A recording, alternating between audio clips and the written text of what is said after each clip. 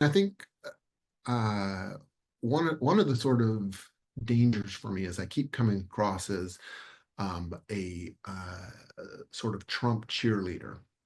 Um, and the reason for that is that I actually see things turning out a lot better than most people do under his policies. That's not a defense of his policies. That's not saying that they're the optimal policies I would choose.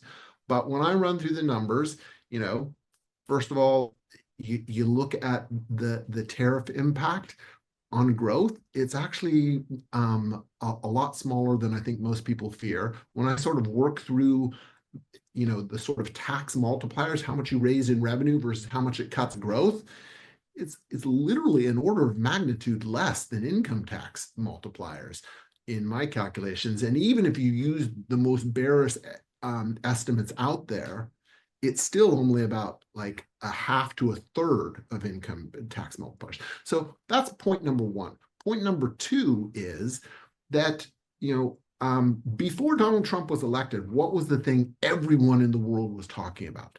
It was about China's dumping, China's massive overcapacity in literally every single industry. And I think one of the points that I've tried to make in my research and have done a lot of empirical work around is that that was by design. It was not unintentional. It was not a bug in the system.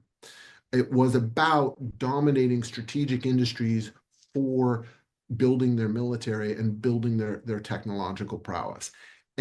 But the effect of that was to undermine industries elsewhere, which meant that a lot of manufacturing in the rest of the world, including the US, had significant negative productivity growth over the last decade as basically their factories went into wind down mode. Right. And so one of the things I think might be a big surprise to people is that tariffs in this unique circumstance, and that's an important point, it is a unique circumstance, might actually lead to a big productivity boom in the manufacturing sector. So I'll leave you with that controversial thought.